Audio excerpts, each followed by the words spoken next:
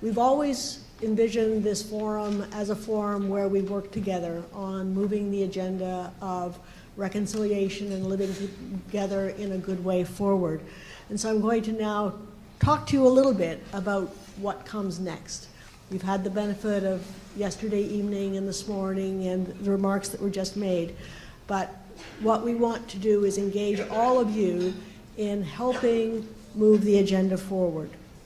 So you'll know, if you've looked at the agenda for the forum, that the forum is organized along 6 themes. And these themes were quite intentional. And some of us in the organizing crowd were academics, and so we said, well, we've got to have papers. That's what academics do. We have to have papers. So we did commission papers on each of the themes that were underlying the forum. And we're very fortunate that many of the papers are available to you in summary form, and that many of the people who wrote those papers are here to work with you this afternoon and tomorrow. So what we're going to do now is break into the first of 2 breakout sessions. So starting in a few minutes, hopefully there'll be time for a break after I've reviewed the process. We're going to convene in the groups that many of you have signed up for. So this morning when you came in, you were asked to signify which of the groups among the 6 you would like to participate in this afternoon and tomorrow morning. If you did not sign up, don't worry. You don't need a ticket to get in. You can go. But it just has helped us plan space moving forward. So when you go into the breakout sessions, you're going to have the benefit of brief presentations of each of the papers pertaining to that session. These presentations are not going to be long. It's not going to be a traditional academic colloquium, if any of you are accustomed to that. Rather, these are the highlights. This is what we found. And then we're going to ask each of the breakout sessions to work under the guidance of a facilitator. And the facilitators met yesterday to get their act together, to get some instructions, to make sure they were straight about what we were trying to achieve, to really identify what the most effective actions are moving forward. And Marie Wilson indicated that there's already a lot on the table. We don't need more recommendations. In fact, what we have done is try to provide you with some of the essence of the recommendations that are already on the table. So you will have received, along with your program, a summary of some of the key recommendations of RCAP and the TRC that pertain to the discussions, as well as summaries of the papers and any recommendations that might have for you. So we're looking at what progress needs to be made over the next 1 to 3 years. What are the priority actions? And so we want you to focus on what are the priority questions and who should be charged with taking the lead in terms of realizing that priority, getting it done. We're not so preoccupied at this stage with how it should be done. We think that if we are good of mind in identifying who the key actors are, then perhaps we should all leave it to them to try and figure out how it should be done. And when we talk about the key actors, we're asking you to think about what should be done by governments. Yes, governments are very important in this. But also what is to be done by other actors, civil society, Indigenous organizations, communities, broadly speaking. Who is really important here? So it's not just what should Canada do, meaning the government of Canada. It's what should we, as people who reside in Canada, do, and what should the institutions that exist within Canada do moving forward. The other thing that we want you to take with you comes from Mark Dockstader's keynote last night. Recall he said that the images of our times together are multifaceted and dynamic. They're not just, single planes on a piece of paper. They are multidimensional and they move back and forth. So try and work with that concept of variability and richness and context. Don't just think about an image on the page. Try and think about the dynamic nature of relationships. Try and think about different perspectives that might be brought to bear on the actions that we have to take. So that's the task. I'm just giving you the briefing. Don't worry. You're not going to be left staring at each other. As I said, we have facilitators who are going to help move you through this process. When the process for this afternoon's breakouts is complete, the facilitators and the note takers who will also be there helping to record your thoughts in a way that will help us move forward. We'll be convening later this evening, and we hope tomorrow, before we begin the second set of breakouts, to present you with the highlights of what you brought forward this afternoon, so that we have momentum as a group of people trying to think in a good way about the best way ahead. So just to close then with the real logistics, I'm going to tell you, I guess it is where to go. So for those of you who've signed up for the Nation to Nation session, you are going to be in the library or the Dante room, and all of the rooms are out. You go into the foyer and down the corridor to the left. So the library or Dante room. For those of you who signed up for the theme Closing the Gap, it's the Odino room. And for those of you who signed up for the theme Powerful Communities, Healthy Communities, you are in classrooms 1 and 2, which are farther down the hallway. So that is where you should proceed for 3 o'clock when these sessions will begin. If you want, it's not essential, but if you want, after about an hour, you can move to a different session. We're not nailing you in a seat for 2 hours. But we think that many of you will be interested in staying and continuing the discussion, but we've asked the facilitators after 1 hour to sort of summarize where things are so that newcomers into the session will have a sense of what has been discussed, and we can continue to move forward rather than starting over again at the beginning. Okay? So we hope that you find this process energizing and engaging, and we're looking forward to seeing wonderful results. I think we are set to begin the honor ceremony. Honored guests, elders, youth, colleagues, all of the friends who have shown up for a working day and for an honor ceremony, which has emerged, at least for those of us who have been on the planning committee, as the highlight of this 20th anniversary of the report of the Royal Commission on Aboriginal Peoples, and a celebration of the continuity of effort and wisdom and sharing and hope and planning that this 20th anniversary has become. We have with us five commissioners. We don't have with us. There were 5 commissioners. What am I saying? It's been a long day. We have 5 commissioners from the Royal Commission with us on the platform, and 3 commissioners who are not with us. And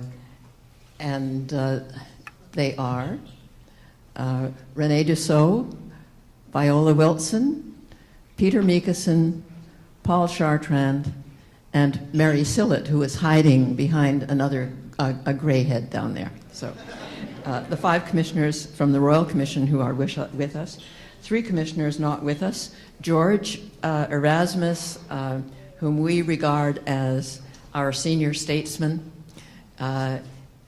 You have heard last night and again at the lunch hour with video greetings. Bertha Wilson, who came to the Royal Commission on retirement from the Supreme Court of Canada. And Mary Sillett gave tribute to her last night as the first woman appointed to the Supreme Court of Canada. And there are so many stories of Bertha, who was so charming, so gracious, so wise, and was just such an inspiration, both in the conduct of the Royal Commission's work and in the arduous work of writing the report. I really have to tell a couple of little anecdotes about Bertha. Bertha was of an age to have retired from the Supreme Court. And we traveled to some remote communities, and I went along on one of the trips to northern Quebec and saw that Madame Wilson was carrying a very small canvas valise. And of course, people were offering to carry. And she said, "I always travel very light because of my arthritis." And on that particular occasion, we were meeting, the commissioners were having hearings in a hockey arena in Kuujjuaq, northern Quebec. And she sat, an arthritic 70-year-old woman, sat for 10 hours in a hockey arena to listen. And she never wavered, because all of those who had lined up to tell their stories to the commission, she would not think of dismissing the hearings until all of the people who had honored the commission by coming had been heard. Yeah. Another small anecdote, as we were writing and rewriting, as George described, 3 and 4 o'clock in the morning, editing and re-editing the chapter after chapter, and Madame Wilson developed shingles. And she called with her regrets and said that she was not able to get out, she wasn't able to get dressed, so she was speaking to the commission meeting from her bed, and she was participating in the finalizing of the Royal Commission report. She was truly an inspiration to all of us, and we regret her passing. Alan Blakeney, former Premier of Saskatchewan, was appointed first to the Commission and withdrew after about a year and a half and was replaced by Peter Meekison. We also have with us, besides the 5 Royal Commission on Aboriginal Peoples commissioners, Marie Wilson, Commissioner with the Truth and Reconciliation Commission.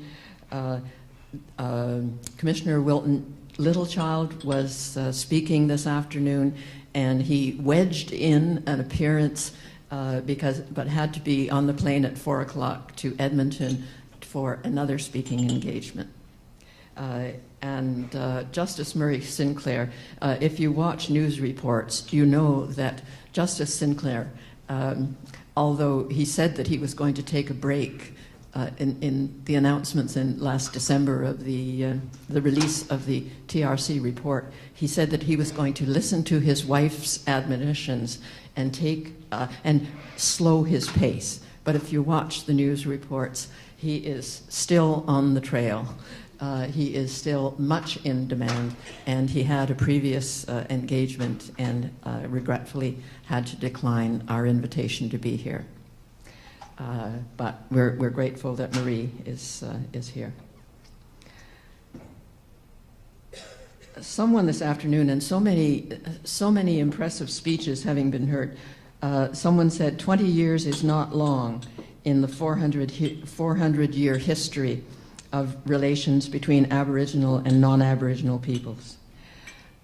But 20 years is a generation. Yeah? 20 years is a lifetime for some of the youth who are here with us. When we were planning, we knew that we wanted to draw the link between the Royal Commission on Aboriginal Peoples and the work of the TRC. And in fact, one of the there were two decisions in our first organizing meeting that was hosted by Queen's University School of Policy Studies.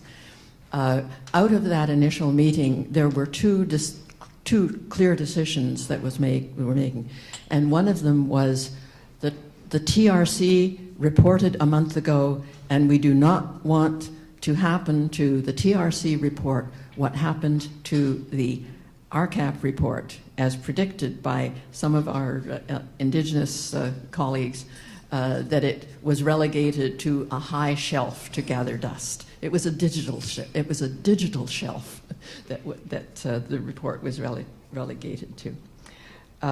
So the connection between the RCAP work and the TRC work, which we saw as part of a historical process that had been going on. It really is difficult for me, having had my brain reconfigured by 5 intense years at the Royal Commission on Aboriginal Peoples. But at one point where the commissioners were struggling with a very thorny question and coming back to it one meeting after another because they were not able to arrive at a consensus. And as they were agonizing and wrestling with a particularly difficult problem, and I guess temper's getting a bit frayed, or patience getting a bit frayed, and George Erasmus said, just remember, the work that we are engaged in didn't start with the Royal Commission, and it's not going to stop when we disappear. And that was a word that certainly applies to the reach of history, the flow of history that has been displayed over the last day and a half.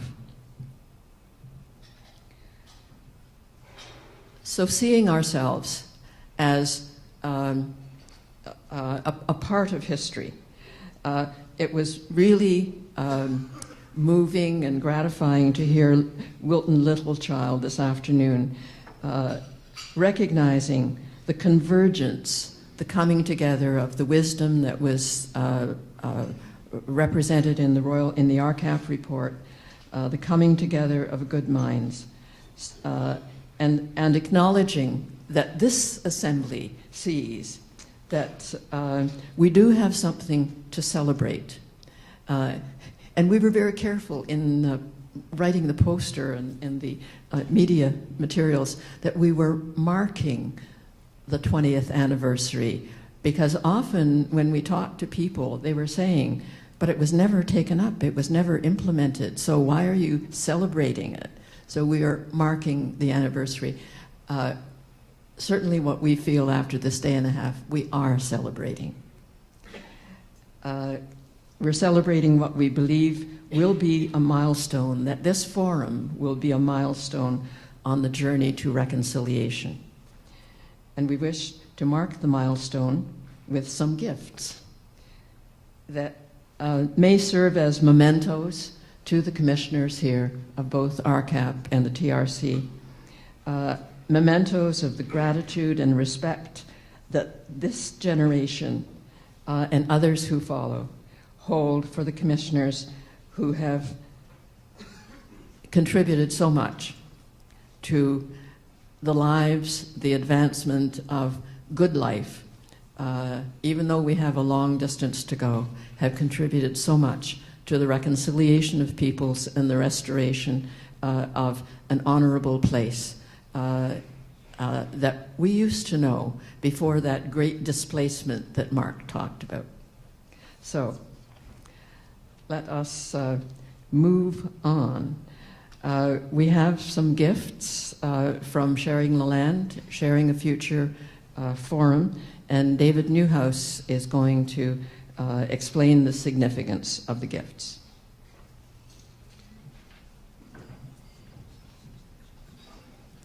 Thank you, Marlene. It's our tradition to recognize those among us who have made significant contributions to our lives with the gift of an eagle feather. The feathers that we are gifting today come from eagles in southern Ontario. They were dressed by a local Métis artist, Joanne Argue, and they're currently being held by a group of young students from the University of Manitoba and the TRC in preparation for gifting. These feathers signify the highest honor that we can bestow. They show a life lived in the service of others. There are many traditions and many teachings about eagle feathers, and I can only share with you those that I know that come from my own tradition as a Haudenosaunee.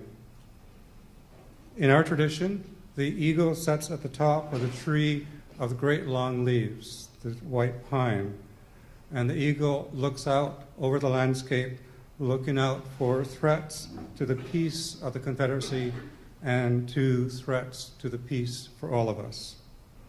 These feathers are offered to those who work to create peace among us and those who have used their good minds in the interest of peace. And thank you. As David mentioned, we've made arrangements for 4 young persons to present gifts to the commissioners, and to begin, I would like to ask Renee Dussault to stand and Noah Wilson to present the gift.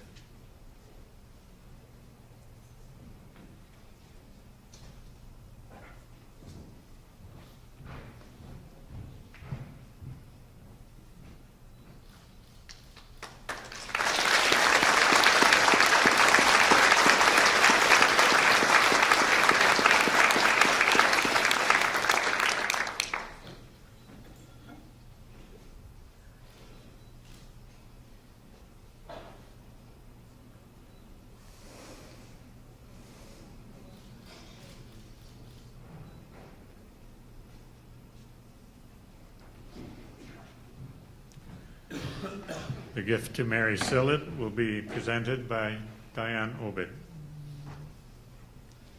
from St. Mary's University.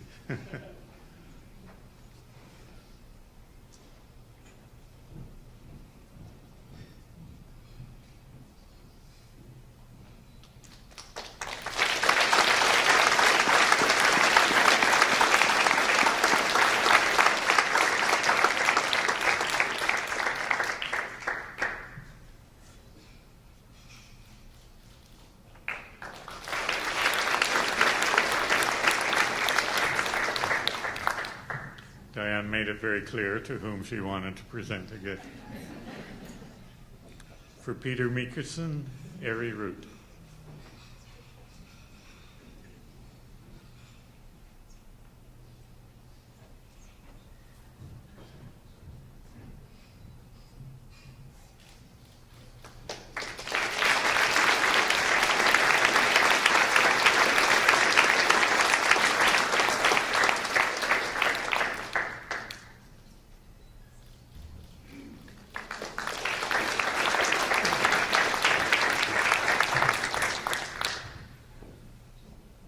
Viola Robinson, Nicole Courier will present the gift.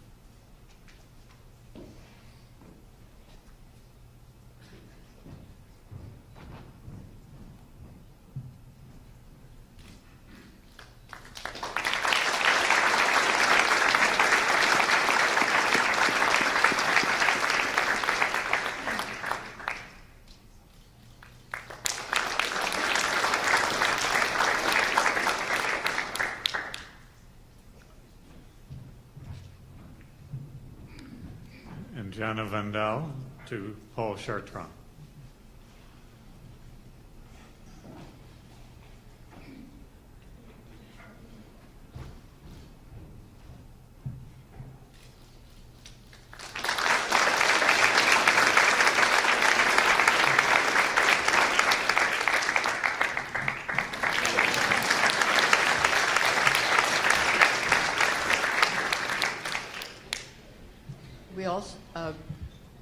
we also have gifts for the Royal Commissioners from the Truth and Reconciliation Commission and the National Center for Truth and Reconciliation. So I would invite Rai Moran to come forward and Marie to say a few words on behalf of the TRC and the presentation.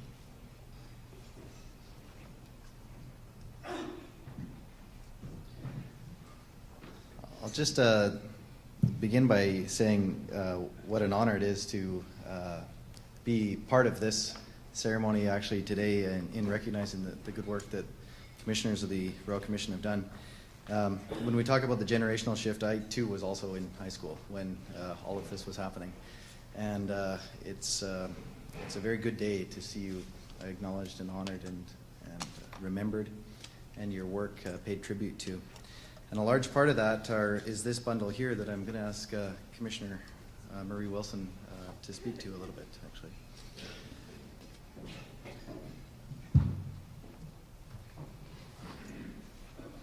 The report itself is the next generation of your work. You set a foundation with RCAP, and we've carried it forward. And I think what this bundle here represents is the latest and newest and truest version of Canada's history. The thing that we have been gifted through the expertise of the 7,000 survivors who spoke to us and the many other people who contributed to the research that informs the pages of these volumes. It is hopefully the record of the beginnings of a new chapter in our history in Canada, and I thank you all for your pioneering role that made this possible for all of us. Thank you. We've also have given you one of these pins each as well, one of these special pins from the National Center for Truth and Reconciliation. And I just want to talk a little bit about this pin for one moment here, because this pin means a lot. The pin itself was designed, the symbol itself, the logo itself, was designed by an intergenerational survivor whose parents had attended a residential school. And there's a lot of things that are contained within this logo, and it tells a bit of a story about this collective journey that we've taken as a country. And in the center of the logo is a fire. And that fire represents the many fires that were lit by the Truth and Reconciliation Commission at each one of the national events, the sacred fires. And those sacred fires were where we burned the tears that were shed across the country as there was the collective release of emotion that came through the truth-telling activities of the TRC. And that fire still continues to burn. That's this fire of reconciliation that we all have this collective responsibility to keep burning across this country. But when you look into the fire, there's two birds in the fire. And those birds come from a line in the TRC's mandate that says, "The truth of our common experiences can set our spirits free and pave the way to reconciliation."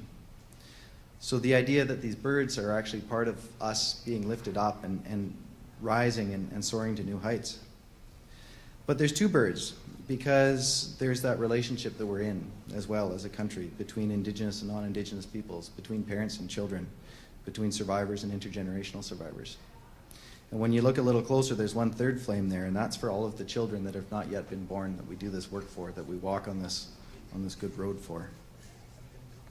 Surrounding the edges of the fire is a circle. And as we heard Mark talk about yesterday, this is the circle, the medicine circle, and the four directions are acknowledged in this. And that circle is open, and that means that it's essential that people have access to the truth that has been told to the TRC, and now, as the materials of the Royal Commission find their way to the National Centre, also have access to the testimony that was provided to the Royal Commission. But that information needs to be protected, and it needs to be cherished, and it needs to be treated with the utmost of respect, and that's why the circle is strong around it, and there's certain ways to get into it. So we wanted to give you one of these very special pins from us so that you understand and are honored by the fact that your work that you did so many years ago continues to burn strong through the TRC and now through the work of the National Center for Truth and Reconciliation. So we'd like to bring this bundle down to the co-chair, René Dussault, each one of you will get this package that will be sent to you in the mail, and I'm just thrilled to be able to present it to you. So.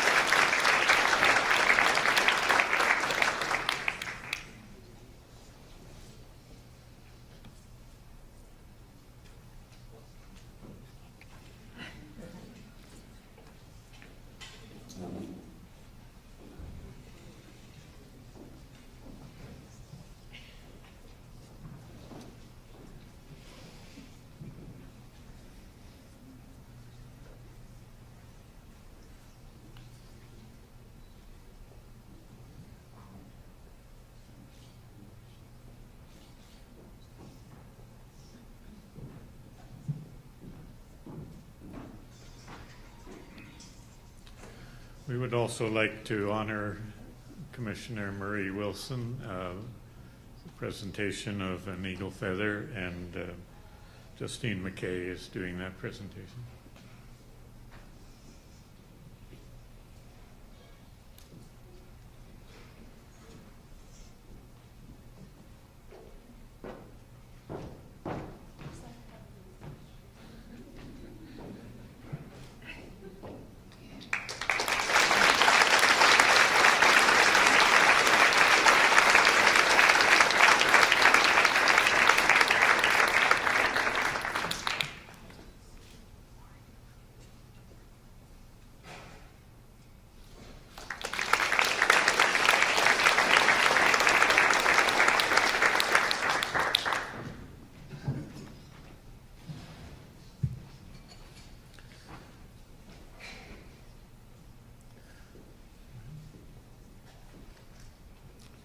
Ry Moran also has a gift for Murray Wilson. Commissioner, I have the honor of actually giving you sort of the next phase of the various work that's happened. And for those of you that have been tuning in lately, this is the copy of Gord Downey's Secret Path book. Unfortunately, I wasn't able to get it signed because Gord is actually in chemo right now, and he's actually quite sick. But just as you have honored the commissioners via the work that you have done as a TRC commissioner, I thought this would be appropriate to acknowledge the legacy that has been left behind by the TRC, where we now see Canadians rallying to the cry that you and the other commissioners have called for so long, asking for Canada to understand that this is not an Indigenous problem, but indeed it is something that affects all of us as Canadians. So it's with great honor that we get to present this to you, along with one of our pins from the center as well, and I hope you enjoy it.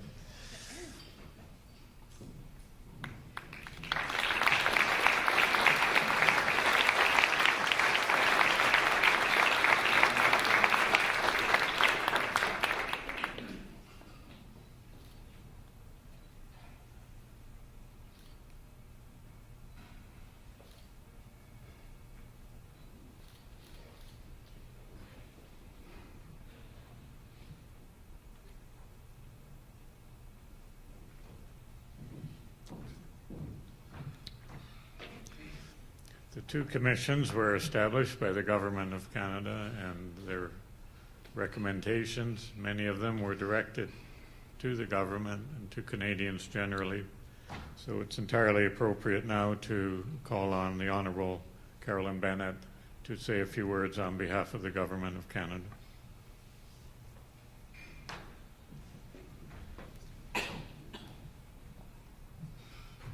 Merci.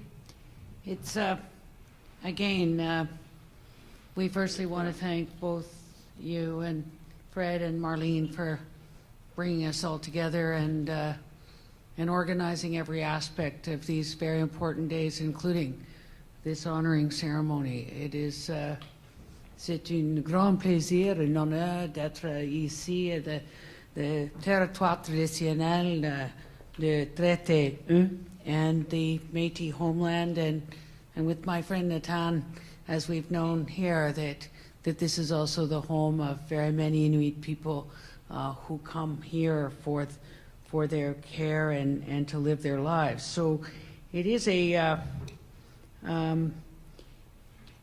I think it's moving for all of us in honoring these amazing people and national treasures, that we're also honoring all of the courageous people who brought their truths to these commissions and who's laid their truth before us, so that we can get on with this next chapter of reconciliation. And so it is a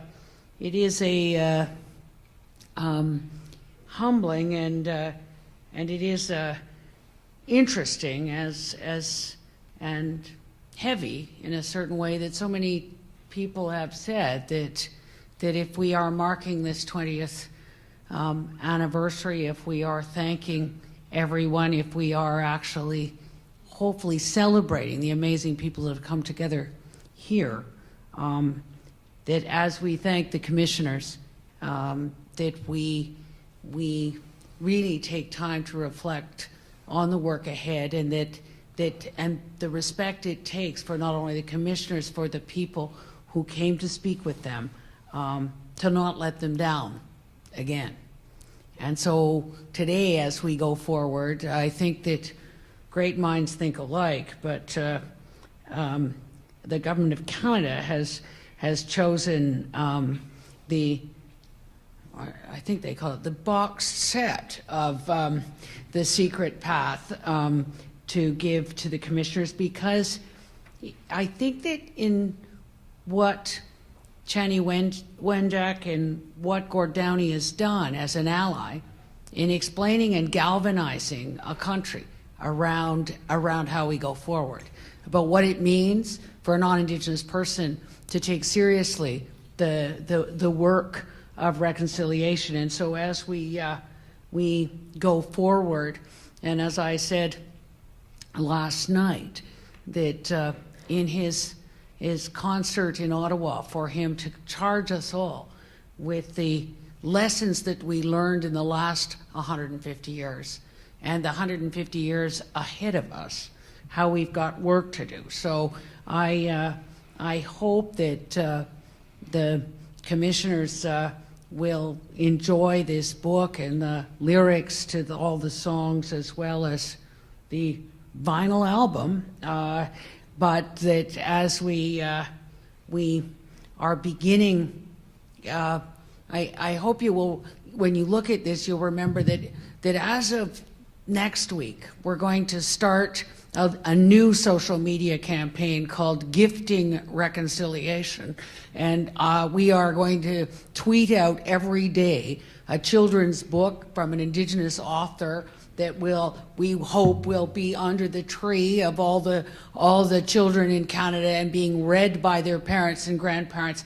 And we hope that they will start with Secret Path and that we will move on from there. So because this is a team sport, and because I want all of you and all of Canada to know what amazing people that work in my department every day on reconciliation. I've asked 6 members of the department to come and present the gifts and to gift the commissioners, and that be also seen as an exercise in reconciliation from not only the minister, the prime minister, all the ministers, but every public servant in this country who is now in charge of making sure that every aspect of their work is towards reconciliation. So thank you for laying the tracks for all of us.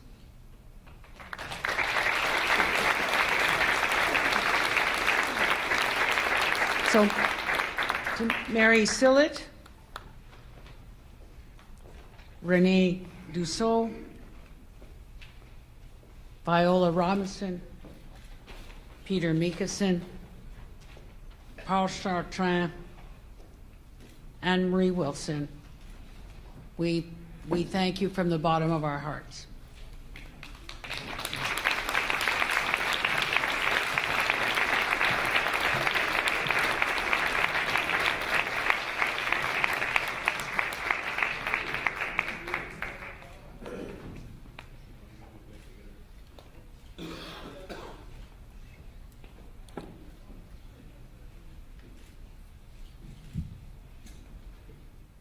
I'd now like to call on Renee Dussault and Marie Wilson to say a few words in response to what has been said.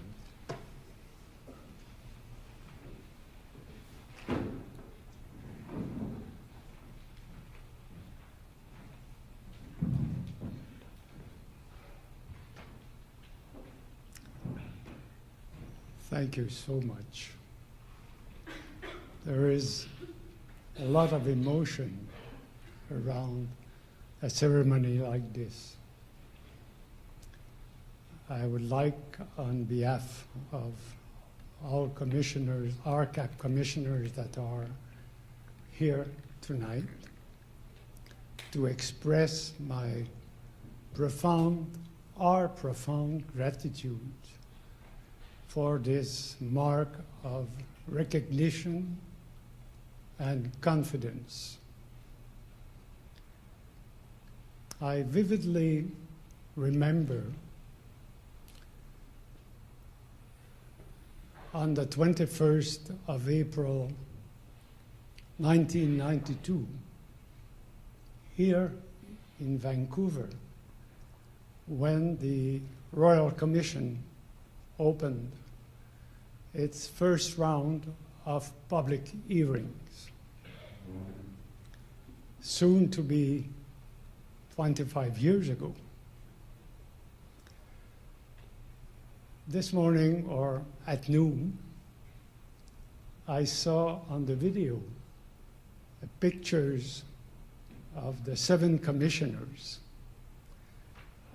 that was taken in 1996. Today, old Father Thynes has obviously been around, but I take comfort from what I heard and saw in this conference, this forum, that our report does not appear, after all, so old. So thank you very much. I would like to add a footnote to the story that Marlene talked about concerning the hearings that we had. It was in Wasanipi on the James Bay. And we had a full day of hearings, as Marlene said, on an ice rink. And there was just a cartoon behind us. We were with our boots and our coat, and we were there for 9 or 10 hours doing public hearings with the Crees. And afterward, there was a young reporter from the Canadian Press that was chasing Bertha Wilson after a long day, and we were all tired, and to ask her what was the difference between sitting at the Supreme Court and sitting with the Royal Commission. So this is the real story completed. So again, thank you very much for this nice day, and on behalf of all of us, you will remain, and this day will remain close to our heart and profoundly in our mind. I wish you the best luck for the future, each and every one of you. Thank you.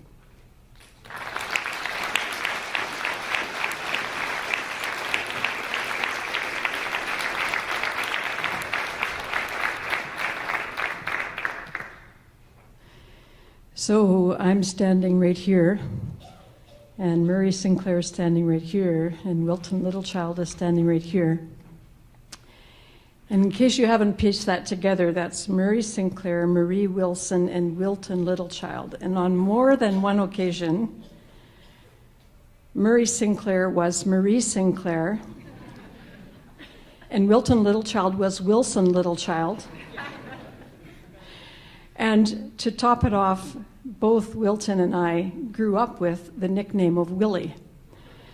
So we used to say early on, when this gig is over, we'll go on the road and we'll have a band and we'll call it Murray and His Two Willies.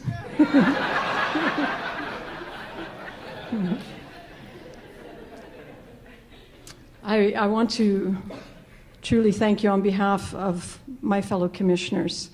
I know, as my RCAP colleagues know, it's not the work of one, it's the work of many. And certainly the work of holding each other up and keeping each other standing is the work of a good commissioner team. And I feel so honored to have been part of this one. I want to thank you, David, for the teaching in your tradition of the eagle and the eagle feather, and what an honor it is to receive this special gift, which I'll treasure. I also want to say to Rai, wherever he's gone, thank you for the explanation of the new pin. And I so appreciate the continuity that you've built into the design, because, as I said earlier, it's a continuation. We are not starting anything new. It's a continuation of the big work that remains to continue unfolding. I want to say how much it feels right to be holding something of this importance in my hand, because throughout most of my time as a commissioner, being the one-woman commissioner in our commission, I was early on in Shisasabi, gifted with a shishigun, with the responsibility of always remembering, which is a children's rattle, remembering the children who had gone before. And I did that in every respectful way I could throughout my work, and I've gifted that shishigun to the National Center for Truth and Reconciliation, where I now know it holds a place of greatest respect and prominence, to remind us all that children are at the heart of this story, and children are at the heart of the next chapter that we're all in the process of writing.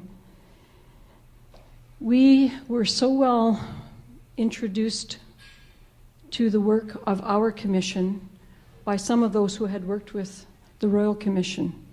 And not just in the mechanics, in fact, mostly not the mechanics of running a commission, though we did get some of that benefit. But one of the really important things we were given was this: prepare yourselves and prepare your spirits to be strong, because over the course of your work, in addition to everything that you will face and everything you will learn, there will be marriages and there will be divorces. There will be children who are born, and there will be others who pass away in your midst. And none of that will have to do with the commission, but it will have everything to do with your ability to function. My own mother was one of those who passed away in the midst of the commission, and we all lost significant people over the course of that journey. And it gives me tremendous comfort in knowing that the gift, the final gift that we've been given of the secret path, is thanks to the work of the Royal Commission, and thanks to the work of the Truth and Reconciliation Commission, thanks to the work of the National Center for Truth and Reconciliation, and thanks to all of you as the witnesses who will go forward from this and keep teaching, that the secret path will be secret no more, and that we will be challenging our entire country to unveil all that has been hidden and to keep it unveiled in honor of those who walked those railway tracks and those hidden places. Because Chani's story is just one of the thousands that we know of who died in residential schools or in the aftermath of the schools. And Gord Downey's story is just one of the thousands, indeed hundreds of thousands, whom we have yet to inspire to take on that work that belongs to us all. So thank you so much for this honor. It's been wonderful. I'm very appreciative, Minister Bennett, and I've said this many times. I've perhaps never said it in your presence. I do also want to say this. I had the great honor for many years to work as a journalist. In fact, I had a very symbiotic relationship with George Erasmus as a young journalist, and I learned a great deal from George when he was a primary newsmaker. But what I wanted to say to you is that in that work, I, like all the Indigenous leadership of the country, saw ministers come and go, and often, and almost always, with the eyes of deers in the headlight in terms of what they had walked into in the challenges of that department. And we have seen you walk with the Commission over the past many years, and we know that you did not walk into that job cold. You walked into it well-informed with good contacts and a big heart. And that's a huge head start over what we've known in the past. And I wish you and everyone in this room and all the other leadership that we're calling upon a continued good journey together. Masicho.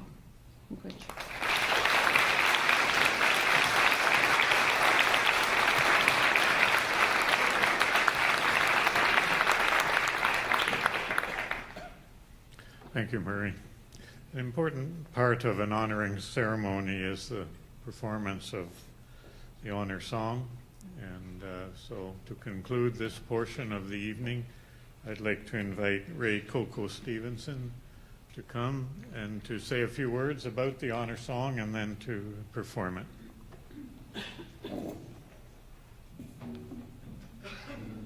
I'm not going to use that for a little bit, okay?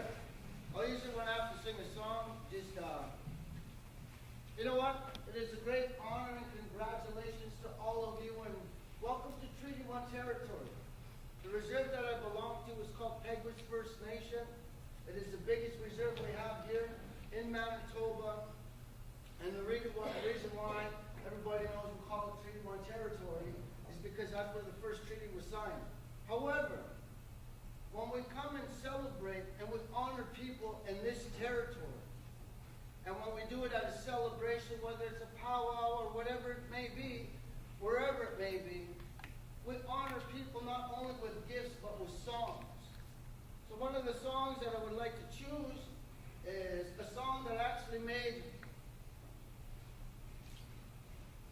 at a Sundance, Waiting. And you know, I think about truth and reconciliation. I think about people like you and how you woke up the rest of Canada and the government and the storm that you created for them to wake up and smell the coffee so we can move forward with the reconciliation. And I just happened to have a song that I called Just Before the Storm, because you know what? That storm has already started, thanks to people like you. And with that, I'd like to honor you with that song. I'd like for those of you that can to please rise at this time while we honor the individuals up here. If you don't think you can stand for more than 3 minutes, then that's okay. You may stay seated. Oh, that's loud.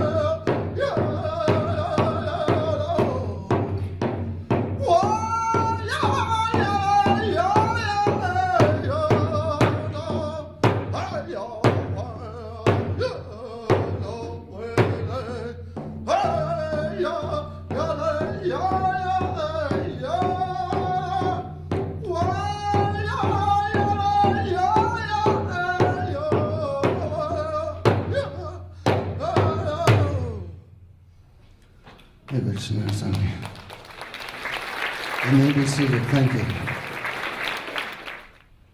We have heard many, many good words. We have had a real, it's been an honor for all of us to be part of this occasion and to celebrate it with ceremony. And this concludes this part of our program. And we're going to call on Rai Moran now, who will be your host for the next